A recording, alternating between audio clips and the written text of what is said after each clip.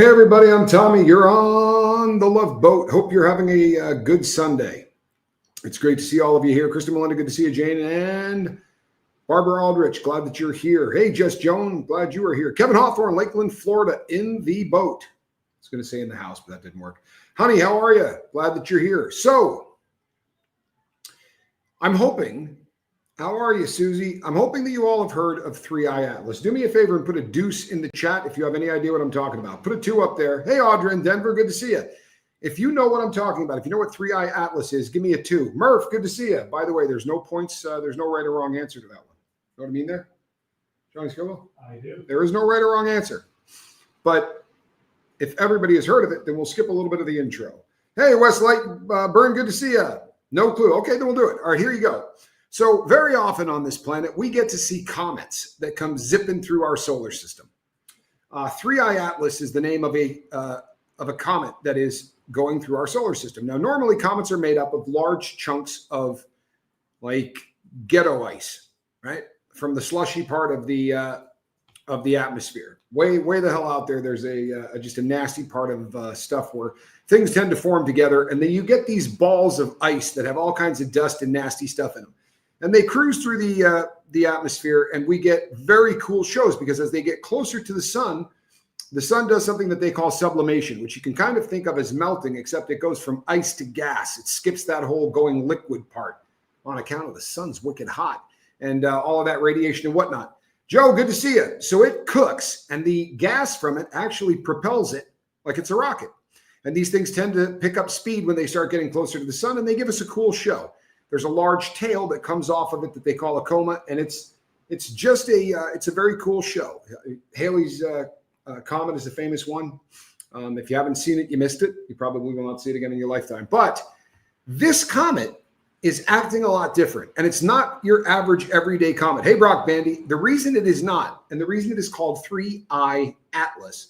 Atlas is like a last defense system of ours. We're supposed to be spotting interstellar objects. It's an advanced warning system for things smacking into the planet. And it's got observatories and sensors and crap all over the planet so that we can view things like this coming through our solar system. Keep in mind that we've been doing this for a hot minute. This is not technology that's a couple of years old. We've been doing this for a hot minute.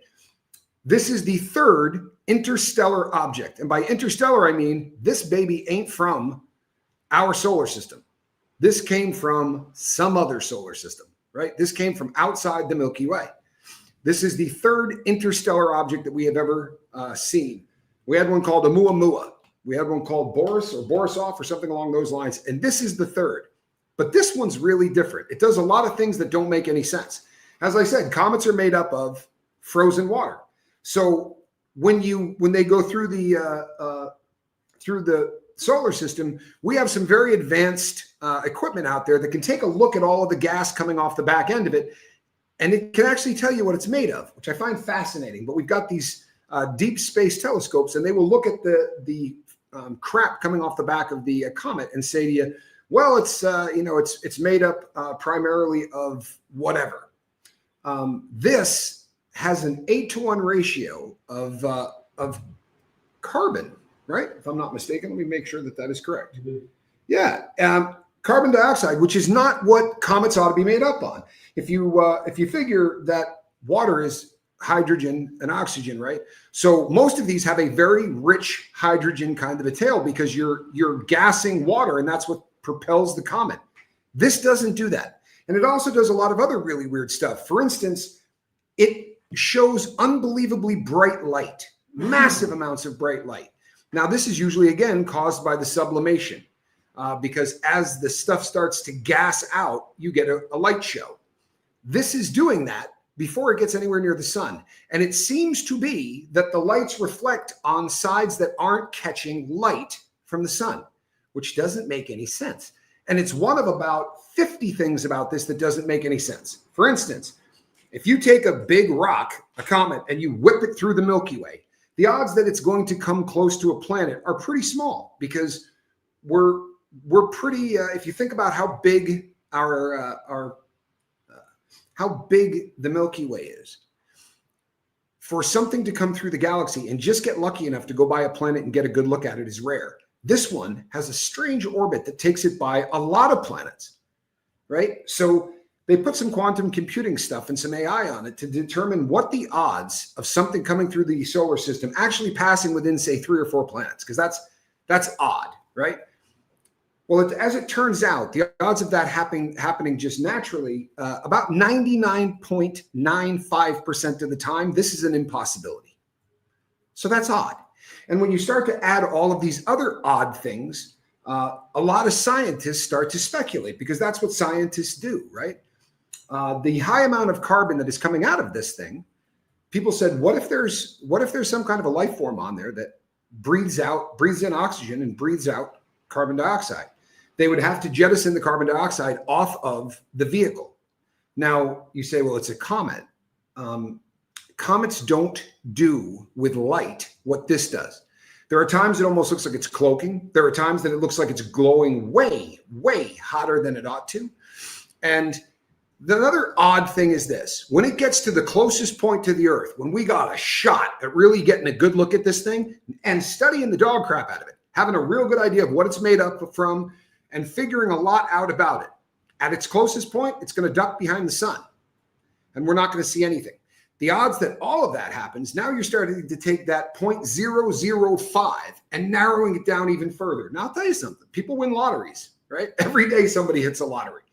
The odds of something happening that are astronomically, just the numbers are this long, that can still happen. This could absolutely be just something zipping through the solar system that came from a different solar system where maybe water isn't as important as it is here. And maybe that's why the makeup of this rock is what it is. But it's also really, really big.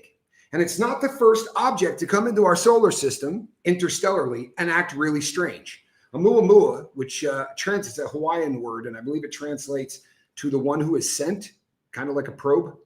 But it was cigar-shaped. It also did some really weird stuff with light. And as it got closer to the sun, what happens is it gases all of the stuff on the rock, and then that zips you out. It did not throw a coma. There was nothing coming off the backside of this.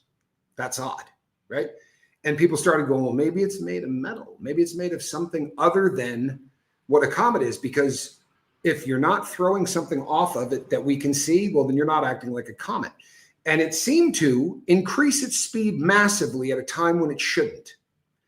And it's left a lot of people scratching their heads. The difference between 3I Atlas, which is the one that is currently in here now, and Oumuamua, which was a couple of years back, is that we didn't notice Oumuamua until it was leaving the Milky Way. We caught 3I Atlas on the way in.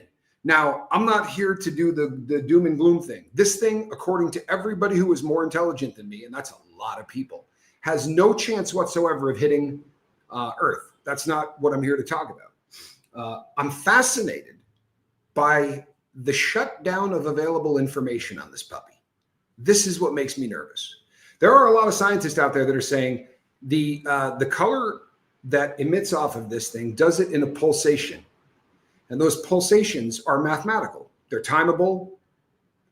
It leads you to believe, some of these scientists, that this thing is sending out signals. And then it stops. And it won't do anything for a while, and then it does it again. And the theories that are starting to gain a little traction among the very intellectual and intelligent is that the reason it shuts down for a period of time is because it's also listening. It's waiting to hear if we fire something back. And I know that this sounds absolutely bizarre, but this object apparently comes zipping by our solar system about once every 8,000 years is what they say. And they also say that it could be 80 billion years old. So there's been some incredible numbers that have been kicked out.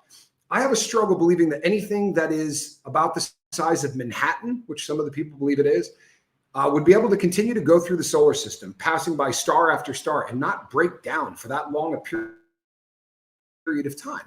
That to me seems really odd, right? You stand a really good chance of running into stuff. That weird material found in Roswell, says Ashley. Well, I'll tell you something. It's funny that you say that, because now I'm going to don my tinfoil hat. And I'm going to tell you this. Roswell, New Mexico was very close to a base that they flew nuclear weapons from. And a lot of the great contact debates about whether or not aliens have actually come to this planet or we've been visited or whatever, very often coincide with times on this planet where we're farting around with nuclear weapons. And the people that believe in this kind of stuff will tell you that they're coming back to go, don't do this, right? They're trying to stop us from using nukes to destroy the planet and maybe even screw up the Milky Way or worse, right? Who knows if you nuke a whole planet, what it's going to do to the rest of the, but it seems odd, right? I'll tell you something else that's odd. So this thing comes by on an elliptical orbit every 8,000 years. That's odd. It's also not the first time I've heard that, right? So as I told you, when I was trying to find my faith, I was born into a family that believed in Christ. However, the fact that I was born into a family that believed in Christ made me start to really wonder whether or not that's the only reason that I leaned in that direction. So as opposed to just sort of accepting that, I read everything I could get my hands on. And I do mean everything that I could get my hands on. And one of the things that I read were the Sumerian texts where they talked about the Anunnaki and all of that stuff. And they said that every 8,000 years they come by on an elliptical orbit, which is kind of odd, right? I mean, it's obviously, it's a coincidence. It proves absolutely nothing. But the more you start to put all of these things, then the odds start getting smaller and smaller and smaller. Does not mean that this thing is alien, right? Well, it is alien because it's not from our solar system, right? This is interstellar. It most assuredly is alien, but it might be an alien rock, right? Could just be that. But there are scientists out there that are saying this thing exhibits things that look more like propulsion than just a rock hurling through space. They also said the same thing about Oumuamua. And this time, in theory, we're going to get a lot more time to observe it, which is awesome, right? Everybody digs that. But suddenly, all of the information that was getting out to people in the real world got shut down. And when you start doing research on why this is, they go, oh, no, that's nothing unusual. A lot of times, satellites get moved to track other objects, random scheduled, shutdowns so that they can do maintenance on the equipment and all of that stuff. However, there's a lot of that going on, right? And I'm here to tell you right now, I don't trust anything. I just don't. But I find it really weird that in the last 3 or 4 years, if you pay attention, if you're a tinfoil hat donning, God-fearing human, we've had a lot of people that have been just giving us more chunks and more chunks of information to make us believe that we absolutely have been visited. Even the government, through FOIA and things like that. I saw a video the other day that came out that shows us firing a Hellfire missile at something, and it bounced off of the object we fired at, which spun in circles like it was going to go down and then just righted itself and flew off. I don't think I need to tell anybody here that normally doesn't happen when we hit something with a Hellfire missile, right? Normally that's the end of the party. So we saw the Tic Tac video, right? Where we saw an object that just absolutely defied all known laws of physics in how anything moves through the air on this planet. And that was filmed from somebody in one of our fighter jets. And it's an amazing piece of film because you can hear him talking and he's freaked the hell out by this thing. Now, I don't know what it is. I don't. But I know that our government seems to be a lot less tight-fisted on the information that it has about aliens. And it seems like there's a lot more talk about the fact that there's stuff out there. And we have some, should I change my hat? Unless it's not tinfoil, yeah, you should probably get on another one. The government is definitely signaling that there are unknown flying objects. Yeah, they are. And this is something that's really odd. Yeah, Lawn Dog says, Tommy, that's the video I was referring to the other day. I'm glad you saw it. And then there's comments about controlling time and space. Okay, so here's the thing. And here's what I'm not hearing anybody talk about, which kind of freaks me out a little bit. As I said, I remember when we first started really looking out into space. And I don't mean, because we've been doing it forever through SETI, but with the search for extraterrestrial intelligence. SETI is just huge satellite dishes, and they fire out radio signals, and they're trying to make contact just based on radio stuff. I'm not talking about that. But our ability to actually look out, Hubble's been out there a really long time. We have been scanning the skies, looking for visitors forever. Why is it that we've only seen 3 of these objects in all the time that we've been looking, and they're coming like this now, right? They're coming fast. And they all, with the exception of Borisov, seem to have stuff that don't make sense, right? Like Borisov looked like a comet. It definitely came from outside our solar system. But this is not something that can't happen, right? If you take Pluto, which we used to think was a planet, remember back in the day? We thought Pluto was a planet because it reflects light like almost nothing else out there. You know, when I was in elementary school, they taught us that it was frozen. It was basically the snow planet. And it's not. What it is a frozen ball of nitrogen. Now, if an impact happens on the Earth, there's a crater. Bunch of dust goes up into the atmosphere, all that. What happens if you do that to a planet that's made of nitrogen? You're going to pound into that thing, and huge shards of broken nitrogen, glass is going to go out into the solar system.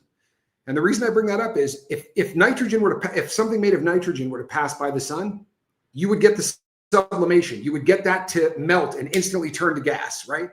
But what you wouldn't get is a visible anything coming off of it. Because when that burns, it doesn't do what we're used to, right? Nitrogen burning doesn't have the same effect as hydrogen burning. We wouldn't see it the same way. So there are explanations that can explain why these things are so different, except 3i Atlas. Now what you have is people in science. Misael Smokes, good to see you. Monk, monk, monk, monk, monk, monk. Air Supply, good to see you. Now we have scientists who are coming up with a lot of theories, and I'm game for all theories. I think people should be talking about this. But I find it really odd that if there is a 0.005% chance that anything coming into our solar system has a shot at looking at planets the way this one is going on this odd elliptical orbit, and at the one time we should have the absolute best ability to look at this thing, it ducks behind our sun, and we'll be blind for it for about a month and a half. I find all of these things a little different. I find these things a little strange. And there's nothing wrong with strange. Doesn't mean that it's an alien. Doesn't mean that the mothership is coming to kill us. It doesn't mean any of those things.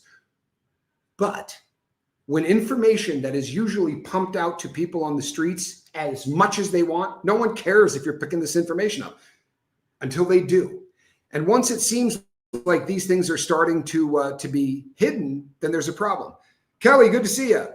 I saw a scientist talking about papers. And when I say papers, I mean other scientists talking about it. In other words, papers normally have to be peer reviewed. There have to be a lot of scientists who all work and agree on things. For one guy to go, hey, I think it's a spaceship, that kind of doesn't get the attention of scientists. But there are a lot of people in the science community now who are very, very divided. And for the old school entrenched scientists, what they say is, well, the way that this thing acts is because it is built from materials that are so foreign to our soil. But one of them is odd, right? One of them is odd. Nickel. There seems to be concentrations of nickel that are burning off of the back of this thing. Now, here on planet Earth, nickel has a cousin that it hangs out with 24/7, right? Iron. The two are together. We have to go through a smelting process where we take this thing and we put it into a very sort of complicated process to remove the nickel from the iron. As far as we know, they always exist together. But there's no iron at all showing anything on this comet. Now, doesn't mean it can't happen. Maybe in other solar systems, nickel is just naturally acting without any iron near it. Doesn't happen here, right? It doesn't. So it seems to me that when you take all of these things together, I would keep an eye on this object. Now,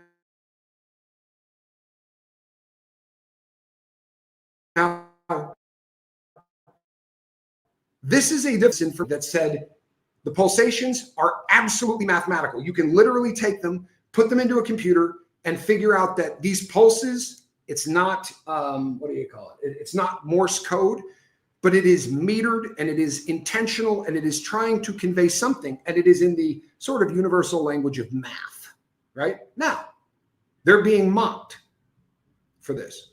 But any information that anybody on the street like me could just go to any one of these satellites and start pulling the information off of it seems to have disappeared.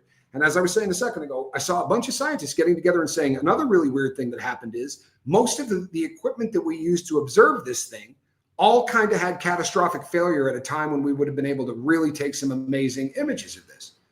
Now, I'll tell you something. I didn't see this on an AI video. I saw scientists talking about this on a video. The video is gone. I promise you it is. And No matter what device I use to try to find anybody that's talking about that, it's gone. And when things disappear off the internet, the hair on the back of my neck starts standing up and I start feeling really creeped out. Ashley says, I was told there would be no math by a great mind. Don't trip. I'm not going there. This, to me, starts smelling like a bit of a cover-up. This, to me, starts smelling like people that don't want information out. And I am of the firm belief that information is a good thing. Jarroth Play says, don't look up. Not a bad call. Not a bad call. Who owns most of those satellites? Elon? Yeah. Well, here's the thing. You'd be shocked how many satellites are up there. You really would. I mean, it looks like the front yard in a property in New Hampshire, you know, right down by the Connecticut River, where there's like 75 cars and stuff on the front lawn. There are places, the western horizon above our planet is just littered with satellites. And I'll tell you something else. I'm glad that you brought that up. There was a time when a satellite went into space that it was epic. The entire world knew we were launching something into space and what it was going to do. I have a brother-in-law who's sort of entrenched, or used to be, in aerospace. He kind of got out of it and got into some solar stuff. But he used to be a rocket scientist, believe it or not. And I remember him working on a project for a company called Space Industries. And we knew exactly what this thing was going to do. We knew when it was going to be launched, and the world was talking about it. We used to talk about this. Now,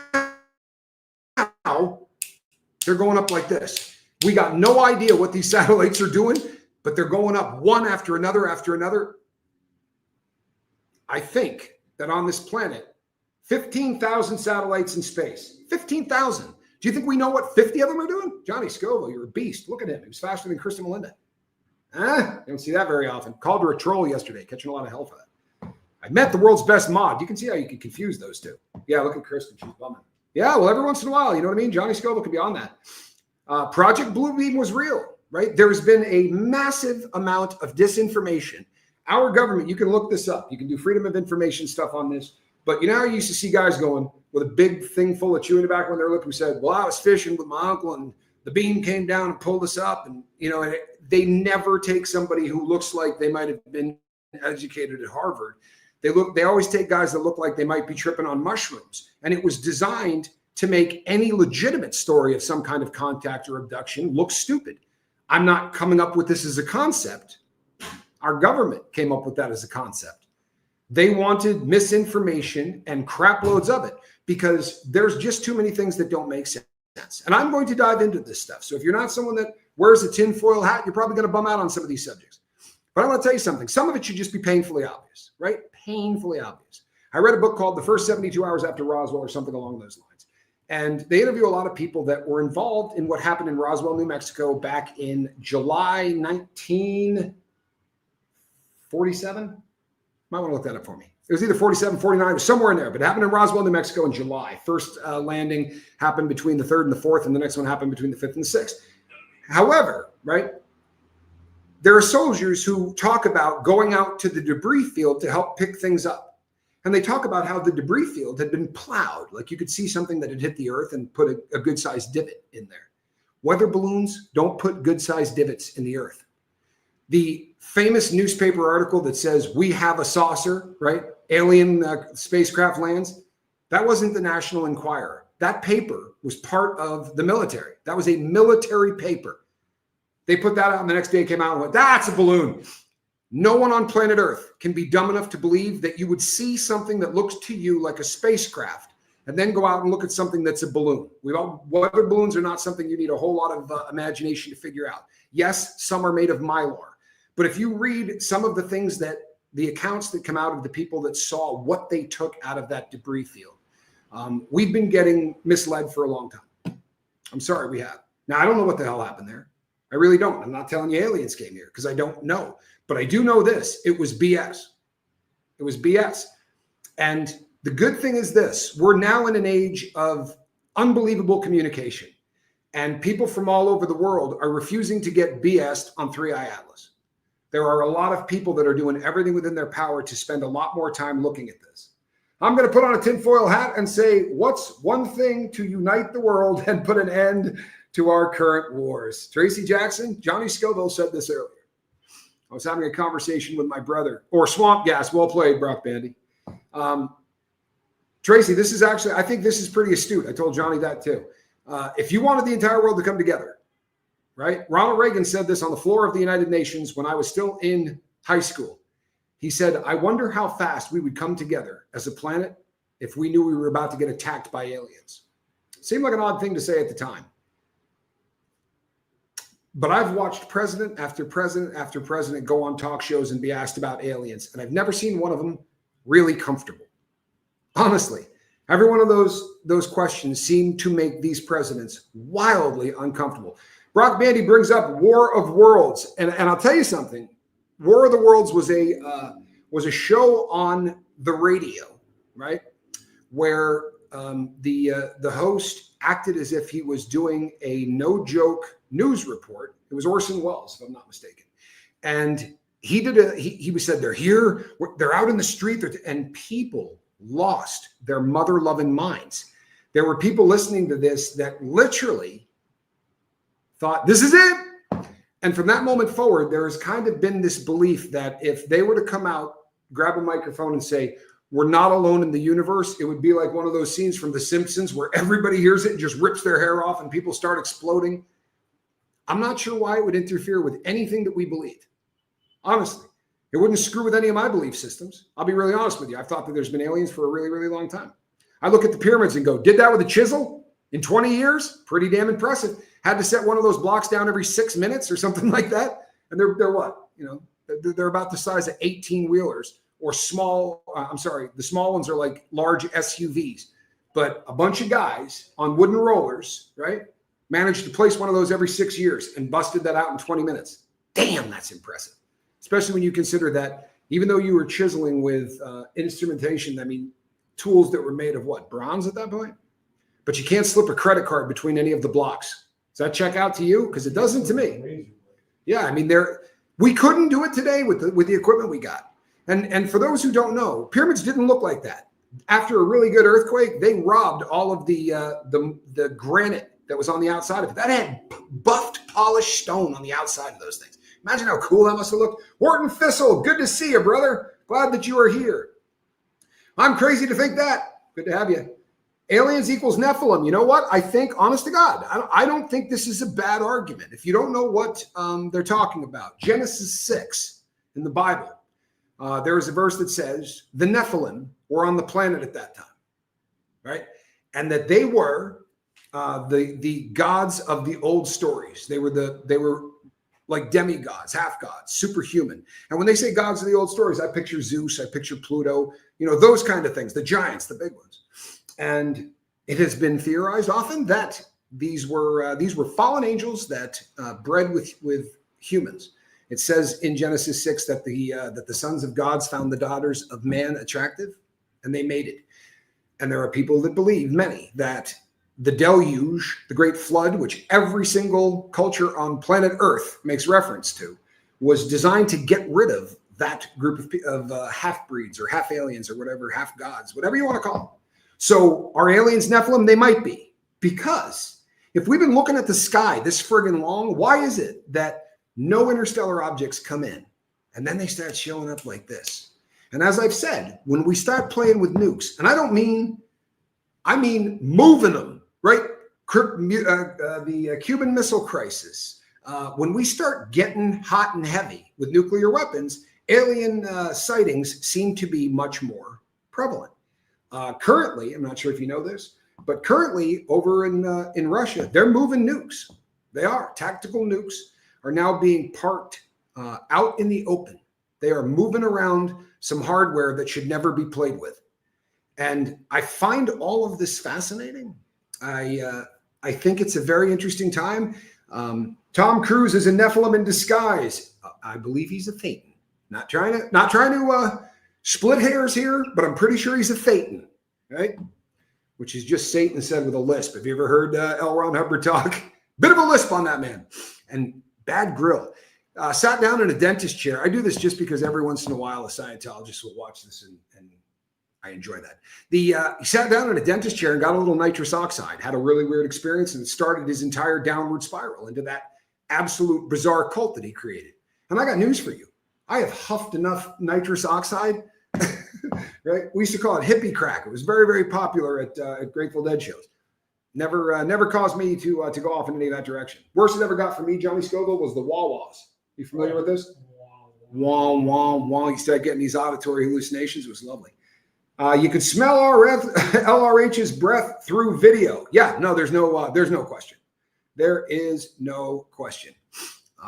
And it's funny because every once in a while you'll see a documentary where they talk to people who know him. And one guy, they said to him, if the one impression of Lafayette, Ron Hubbard, what would it be? And he went, I had terrible breath. Like anytime you got near him, his breath was just absolutely barking because he was afraid of dentists after that point, which is really funny because as an OT8, you're supposed to be able to move, change matter, time, and space, but you can't handle going in and getting a couple of fillings. Doesn't sound real to me. Nitrous never did that to me either. Yeah, well, you got to drink. You got to breathe in a decent amount of it. Sorry, but you do. It's science shorticity. Here's the thing. Say what you will about L. Ron Hubbard, right? He may have started a cult that ruined the lives of lots and lots of people. However, at least he was a really terrible author. I don't know if you've ever read any of his stuff. I had the Ramblings of a Method. Yeah, Ramblings of a Method. Ashley says, what about OT 9 and 10? Well, they're coming. Relax. They've said it. It's coming. It's coming. I think they're waiting for him to grow back up. He died in 86? So he's got to be getting close, right? He picked up a new body. No, apparently he was so good he was able to escape this prison planet. Oh, boy. They're spiritual gifts from God. I think they're spiritual gifts from the other one also. I said this to somebody today. Do you know that? If you want to make money, start a religion. That's pretty close to exactly what he said. He said you can't get rich a couple of pennies a word. If you really want to get rich, you got to start a religion. That's from my understanding. I'm paraphrasing. It's not an exact quote, but it's pretty damn close. They're spiritual gifts from God. I think they're spiritual gifts from the other one also. As one grows in experience, confidence, authority, the spiritual gifts increase too. I will absolutely bring this up, and I'm sure it'll piss people off, but I don't care. My ex, right? Reese had done some stuff. I read that book of that her father had given her when she was a kid. And that was always my takeaway. When you hear them talk about their babies, I'm telling you, you can just hear evil. I'm sorry, it's evil. They're what it takes to drum out the ability to love and take care of your kids. Seriously, heroin doesn't do it to most people. But L. Ron Hubbard knocks it out generation after generation. It's kind of fascinating. And how much fun they had training people to be incapable of reporting abuse if they even recognized it for what it was. Well, there's the sad part. They didn't recognize it for what it was. This jackwagon, right? This jackwagon was telling every single mother that don't breastfeed your kids, right? Don't give them formula. Don't give them any of that. They need to be on barley. They call them barley babies. And what it does to a kid, honest to God, I don't know how Scientologists today go, wait a sec, what? Right? This barley stuff's poison. Science has literally proven what it does to the kid's mouth. Like, it's a terrible thing to give a baby barley. You know what I mean? The main ingredient in beer, in case you're keeping up, right? Main ingredient in beer. What could possibly go wrong? I'm not saying that it's fermented. There's no alcohol in it or whatever, but it's not the mother's milk. It's not something that's going to sustain. This guy was just such an asshat. It's hard to wrap your brain around. Honest to God. Like, if you do a little bit of research on him, he was really top shelf when it comes to stupid. Spent a lot of time with Jack Parsons. Jack Parsons started the JPL laboratories. Of course, they changed JPL to Jet Propulsion Laboratories. They don't do jet propulsion. They do rocket stuff. It's totally different, right? Jet propulsion is a completely different technology, a completely different style, and they don't work on it. They work on rocketry. But they didn't want to call that bad boy Jack Parsons Labs anymore because he didn't just blow himself up and kill himself. He blew himself up trying to usher in the Antichrist. I'm not making this up. He did sex rituals with L. Ron Hubbard trying to usher in the Antichrist. L. Ron Hubbard was an evil piece of shit, pardon me. He really was. He was as bad as it gets. L. Ron Hubbard is the original Wizard of Oz. Yeah, without the style. Without the style. He died around here in San Luis Obispo. Yes, the way anybody of a leader of a great religion should. Wasn't it in a Winnebago? How about just a solid cat that lets his wife go to prison and he stays out? How do you not walk into court and go, no, that was me. That was me. Nah, just lets his wife go. Yeah. But they rewrite all of that. So the people in Scientology don't hear any of that. They don't hear that he spent days tripping out on a boat firing at at submarines that weren't there and tells the world that he sunk them. This guy's a jack. He really is. He's a jackwagon. One of the worst. What date is 3i Atlas supposed to pass Earth? Well, we're gonna see it closest to the sun, I believe, on the 29th day of October.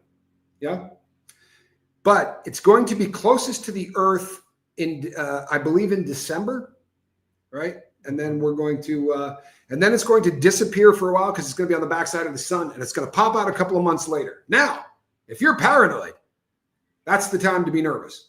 Right? A couple of months where we can't see it. Again, they don't know how big it is. There are different speculations, but the largest estimate that I've heard says it's about the size of Manhattan. If you take a school bus, right, and slam it into a planet, you're in a lot of trouble. If you take Manhattan and slam it into a planet. Now, by way of full disclosure, no one thinks this thing is going to get anywhere near the Earth. It's going to fly by at astronomical units. That's the distance from here to the sun, right? And it's going to be multiple astronomical units away from where we are. I got around to reading Hubbard's The Black Ensign, and quite the pot boiler. Yeah, well, you know, I've told this story many a times, but I wound up in the SHU, the segregated housing unit in a federal prison. Did something I shouldn't have done, you see.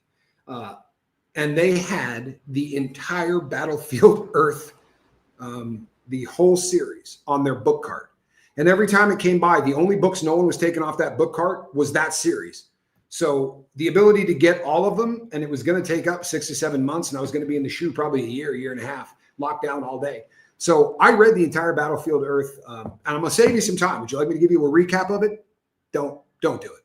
Don't. Save your time. It's absolutely awful. Absolutely awful. However, if you do read it, you will realize that there's so much of their religion that came from his crappy writings. The desire to believe in something is so strong. It really is.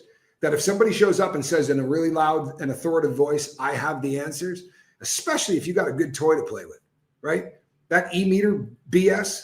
I mean, that's the kind of thing. I don't know if you've ever gone in or had anybody try to demonstrate that thing to you, but I went to a party with some people that were actually fairly famous. They were trying to get me as a public speaker, but he said, hold the cans, and he pinched me. And it hurts like hell, right? So he pinched me. I was like, the meter goes up.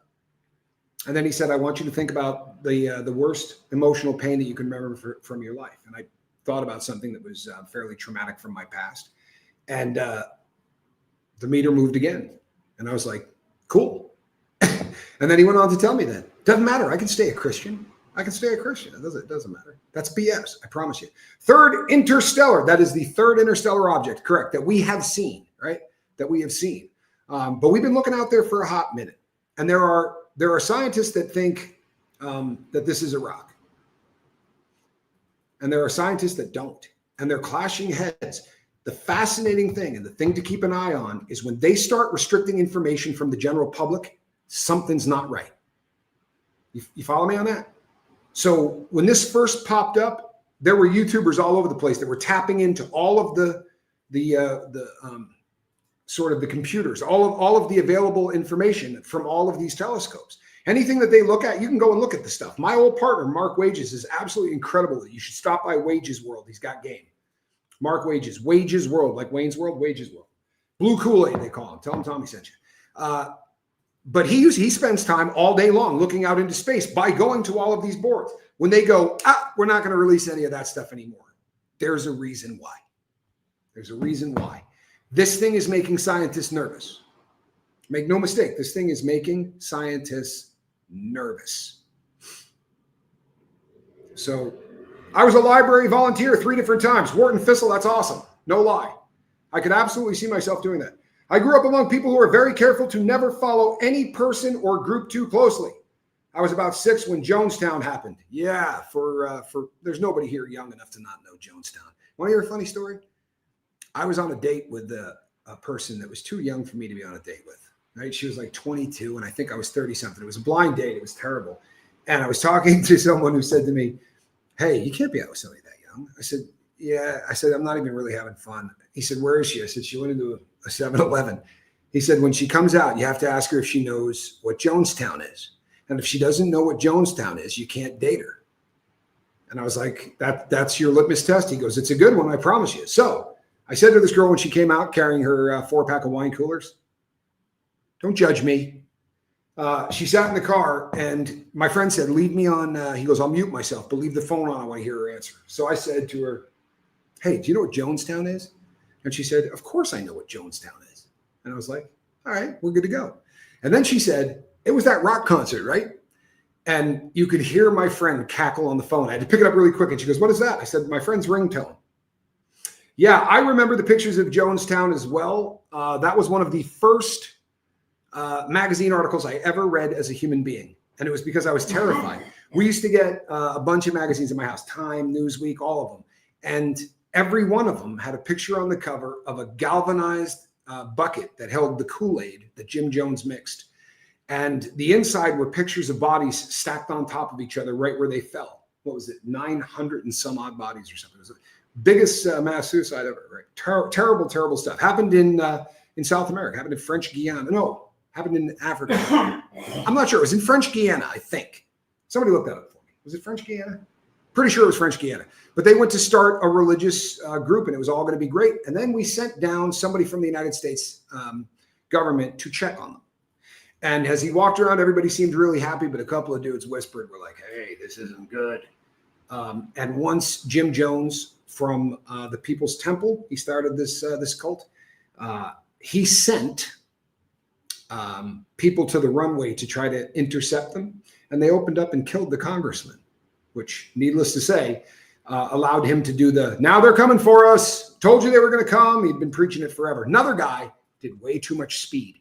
He would do speed and spend 9 hours yelling at everybody in his congregation.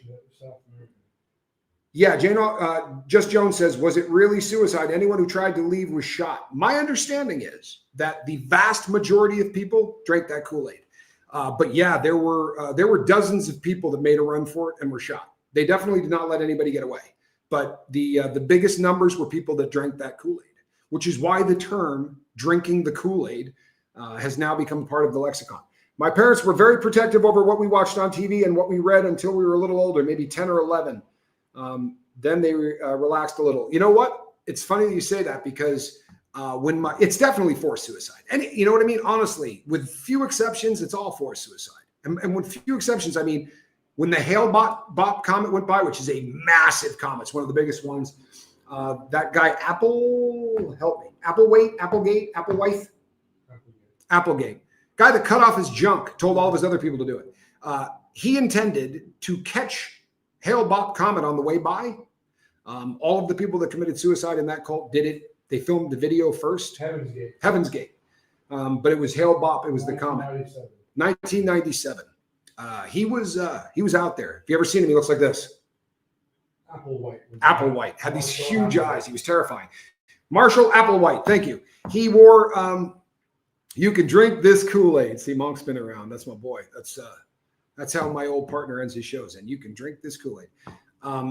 Yeah, my mom came in and saw me reading the thing on Jonestown and freaked out. But with the Applewhite cult, all of those people sat down happy as hell to catch the comet. And they sent videos and left videotapes behind and things for their family to say, you know, we're getting on the mothership. We're happy as hell about it. You know, they all wore Nikes. They all wore gym suits. The Nike was because of the swoosh. It looked like a comet.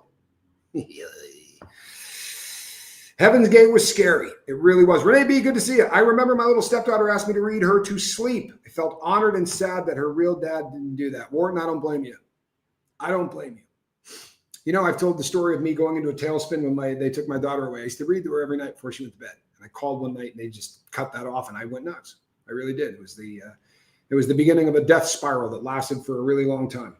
But fortunately, it is now over. I am going to be doing a whole lot more digging into this. This is going to be a story that I am going to keep us talking about and looking at. And the reason is it's multifaceted. I don't look up stuff on AI anymore, right? I told you guys I wasn't joking. When I got rid of AI, that day that I played with it, I got rid of AI. I don't intend to ever look at it again because AI will make you believe what it tells you and it can choose exactly what you decide to believe. No one's going to choose what I decide to believe. I will go look at all the sources I can and make up my mind, but I'm not going to ask AI. But I did watch a video of a guy who asked AI about this, and he said it's fascinating, AI's response to 3i Atlas and what it tells you. It doesn't want to talk about it. It gives very short answers, and it always is just, it's absolutely a rock. It's absolutely a rock. I find that odd because that's not normally how it goes. You know, normally they're pretty open to talking about both sides. You love Kool-Aid. Grape is your favorite. Yeah, it really is good stuff. You know what's the sad thing is they didn't actually use Kool-Aid, but the press said it was Kool-Aid. I think it was, I can't remember the name of the mix that they used. I read a big book about it. Wasn't good. Jane Aldridge says there are still members who missed the event and grieve to this day that they weren't there to unalive themselves. Oh, what am I saying? They were there to commit suicide. I'm not doing that anymore. I forgot. You ever watch their goodbye videos? They all look like there's a gun pointed at Yeah. their head. Audra in Denver says, how did people follow that creepy guy? I'm baffled. How about this? They didn't just follow that guy. A lot of them thought that being a eunuch was part of this and it was very important. So I'm not just following you. I'm cutting off my manhood. They lopped off their twig. Yeah, they knocked off the twig and berries. You got to believe. I mean, it's one thing. I can see all of that, you know, praying, dedicating your life to him, working really hard, cutting your junk off. That's all in, man. You're shoving all your chips in, to be sure. And then taking your own life, obviously the suicide thing. But if I had to go one or the other, I don't think I'm cutting my junk off. Johnny says, that's a hard pass. Yeah. No, I'm good. I'm good. I haven't seen Kool-Aid here in Canada in years. However, there is still Tang. Perfect timing on the Tang. Seeing as we have a visitor, an interstellar visitor on its way close to us. And we do. It doesn't mean that it's alien, but it certainly is on its way to us, and it certainly is interstellar. My husband's grandfather was super old when he casually told me his cousin and family died in Jonestown. I was speechless and young. I didn't ask questions. I don't blame you. I would have been the jackass that did because I've just always been that guy, but I completely understand not doing it. But I'm today I wouldn't. But any other time in my life, I wasn't as sharp as I should have been. It's amazing how many ministers started out seeming to have good intentions, and then some sort of corruption or greed took hold. You know, Barbara, I think this is a very interesting question here, a very interesting comment. I've said this a million times, right? The problem isn't with a minister. The problem isn't it's with complete power. When you are somebody that can't do anything wrong, when you're someone who has power over the people that look to you in any way, shape, and form, Diddy, right? Sean Combs. Now, a lot of what they said about that guy is BS, but he certainly made a lot of people do things they didn't want to do if they wanted to get into the music business through his avenue, right? You see it with cult leaders all the time. The one that hops off the page is that fundamentalist Latter-day Saints. Weinstein's bad. Kenneth Copeland's bad. Yeah, Weinstein is another great example. When you have that kind of power, power corrupts, and absolute power tends to get sexual. I'm sorry, it does. And very often with youngsters. Warren Jeffs is one of the more recent examples of a guy that rose to power. He had a offshoot of the Church of Latter-day Saints. Now, I'm not trying to offend any Mormons. I'll offend you guys later. But with this particular offshoot, they're not the Church of Latter-day Saints, the Mormon Church. It's an offshoot of it. And they believed in polygamy, and they took off to a different part of Utah, put up a church. And this guy, he was taking wives, 12, 13-year-old. Yeah, he is still in power, but he's in prison, and I don't think he's going to be getting out in the near future. When people are confused and someone tells them they can make it all better, they put away their critical brain and just follow, even if the person they choose to follow is a freaky, sleazy idiot. Hubbard, excuse me. Flash fundamentalists. Many leaders have narcissistic tendencies that can end up going sideways with power. I'll tell you something. No one should have the kind of power that can cause that kind of thing to happen, right? I wouldn't want it. The experiment that the United States started hundreds of years ago was to make sure that didn't happen. So that, yeah, I mean, you may have a president, but the power is in the hands of hundreds and hundreds of people, and those hundreds of people are supposed to be representing millions of people. Like, it's a very different concept. We now around the world. I mean, fascism is one guy that tells you exactly what to do and you can't tell him no, despite what every absolute stupid person out there thinks when they like to call everybody on planet Earth a fascist that has nothing to do with fascism. That's what fascism is. It's the leadership in one person's hands, and there is no debate. You raise your voice, you get killed. Plain and simple. I have a copy of Book of Scriptures. Jeff, I think, trolled it. Where's the Abrahamic standard? Who says what righteousness is? Warren Jeffs is not only a pedophile, but he is a stone cold piece of human excrement. For real, as bad as they get. I don't know if I would. Let me throw out a warning before I say this. Don't read his story unless you're ready to get sick. You know, this was a guy that was taking 12-year-olds into bathrooms before going out to preach to his flock. He's as bad a human being as has been on this planet. I mean, he really is the bottom of the barrel. Who is this guy, Jeffs? He ran a cult in Utah that was an offshoot of the Church of Latter-day Saints. I believe they called it the FDLS, the Fundamentalist Latter-day Saints, because all of that modernism of the other Mormon church got out of hand. Last I read, Warren Jeffs is still running the FLDS from prison. Not sure if he still is. I guarantee you he is. They think he's a prophet. They're not going to stop listening to him, right? This is really entrenched. It's truthy, right? We've used this expression on here before. It's truthy. When you believe in something that is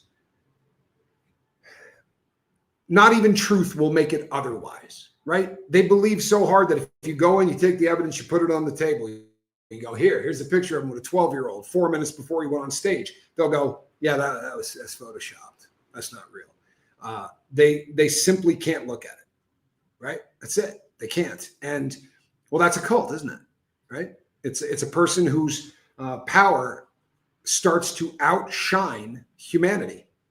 They come to speak about a higher power and then do everything within their power to become that higher power to all of the people that they subjugate. And there's always subjugation. Another great example was the branch Davidians, right? David Koresh, same thing. You know, he comes to power, starts speaking about the Bible, talking a lot. A lot of people come and join him, and then they start to transition, and the message always changes. It always starts out love, connection, coming together. Then it gets to they're coming for us. The us and them mentality drives all cults, right? It's why you don't talk to your family members. That's why they want you to disconnect from anybody that's not in the cult. But once that started to happen, he only preached out of the book of Revelation, and he spent an awful lot of time impregnating girls who weren't old enough to have a learner's permit and buying heavy freaking artillery. You know, when the FBI went to raid that place, and I'm not going to get into that because the FBI sucks, especially vis-a-vis that raid. Same with the ATF and everybody that went down there. That was handled so badly that Johnny Scoville and I going to the front door would have been a better plan. It was bad, right? But when those guys went up on the roof, they weren't shooting at them with a 9mm. They were blowing the walls out with a 50 caliber machine gun. They had heavier artillery than the authorities that showed up to take them out. Will, good to see you, brother. Keep Sweet was the doc about FLDS. It's disturbing. Keep Sweet. I don't know that I ever saw that documentary, but I would imagine it's disturbing as hell. Fundamentalist Latter-day Saints. Yeah, it's a cult. It's a straight running cult. All false prophets. To make absolute to be sure, it's all false prophets. You know, I did a thing on Mormonism, and I caught a lot of crap from the people that believe. I'm not trying to give you any crap, but one of the really kind of pivotal things that happened in the formation of that church was he showed up with some hieroglyphics and he translated it. And that translation proved that there was a 13th tribe of Israel and that it made its way to the United States and all that. That's what that stuff said. Unfortunately, that was before the discovery of the Rosetta Stone. Then they had the opportunity to actually look through what it said. And I think it said, we will be delivering food Wednesday at 3:00. Like it had nothing to do with anything. It was like a menu for something. I'm being facetious, but it had zero to do with anything that he said. Knocking on people's doors in groups of twos. Hey, I'll tell you what, though. Get them by themselves. I'll tell you what, though. Yeah, you want to hear one of my favorite jokes of all time? I lived in Utah for a long time, so I have fun with them, but I have fun with everybody. There's nobody I don't pick on, right? But one of my favorite jokes always was, you know why you always take 2 Mormons with you when you go skiing? Because if you take one, he'll smoke all your dope and drink all your beer. True story. If you take two, you're set. The both of them will watch each other and no one will do anything. But if you take one, you're in deep trouble. They're a kind group of people. They really are. I mean, they are an amazingly kind group of people. They also consume more Prozac than any other place on planet Earth. For real. There's more Prozac getting eaten in that state than any other place on Earth. Yes, I've watched her programs numerous times in the past. I enjoy her stuff. I can't think of the guy that does the same thing. He's a former member of the LDS. But when the two of them get together, it's magic. He's got dark hair. I've watched her a lot, actually.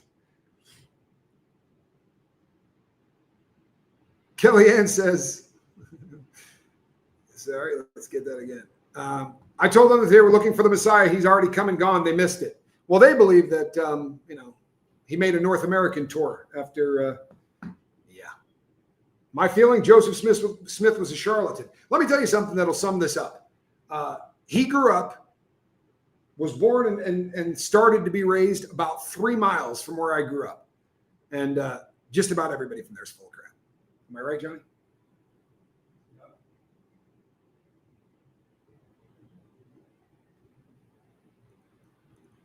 Tracy says, as an experienced man in life, Tommy, what is your honest thoughts on the unidentified phenomenon or UFO stuff that's being covered online in mainstream news?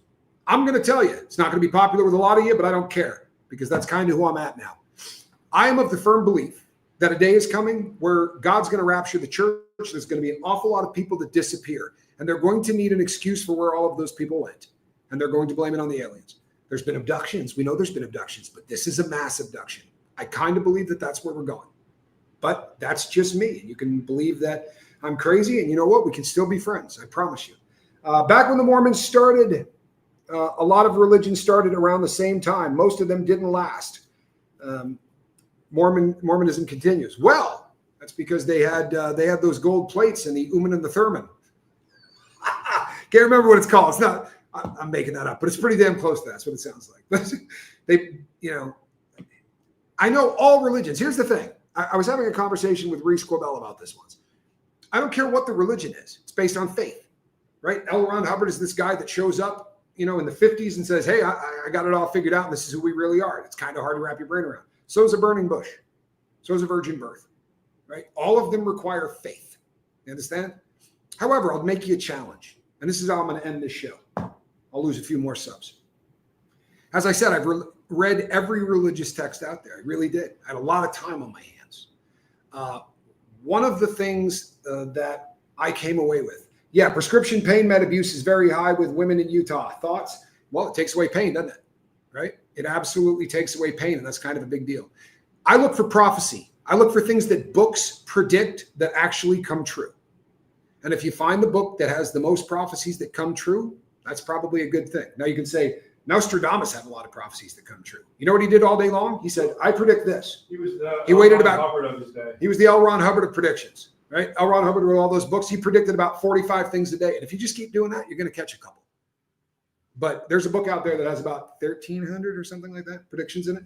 You should check how many of those have already come true.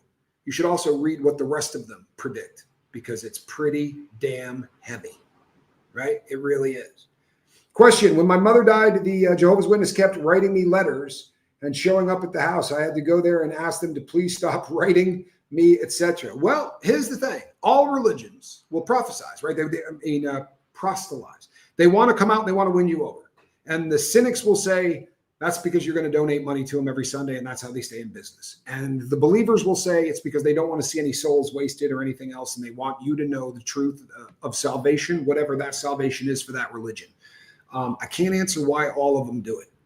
But I'll tell you what, I go out and do it, and I don't get paid. So there are people who believe, and they go out and talk to people.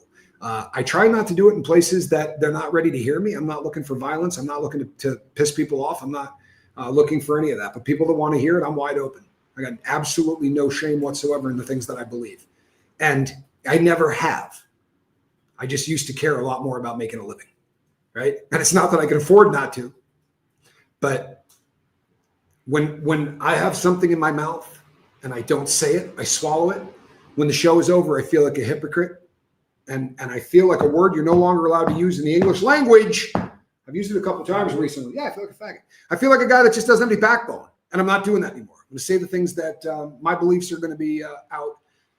And some people will dig it. Some people won't. Is what it is, right? I'll tell you what everyone can agree on, though. Check this out. I think everyone can agree that this right here is a cat in a basket. Good one. She's too heavy. You know what I mean? She's not a bad cat. She's getting it down. You know what I mean? Like it does work, but there's just, what's that? She's big. We need some prayers for Tommy Bird's wife. And this is an important thing, man, for real. Tommy's been a pillar of this place for a really long time. Can we get a lot of ones? Thank you, Archie's mom. I really appreciate you. Can we get a lot of ones for this? And you know what? Throwing up one is great. Saying a prayer is huge. Do it. It won't take you long, I promise. Tommy Bird, you got my prayers. Hang in there, brother. This too shall pass. I know when you're in the middle of those things, they never feel like they will. Hey, Will, I'm proud of you, brother. Keep it up. All right, people, between now and the next time I see you, put a cat in your basket and a little love in your heart. I'm Tommy. See you on the next.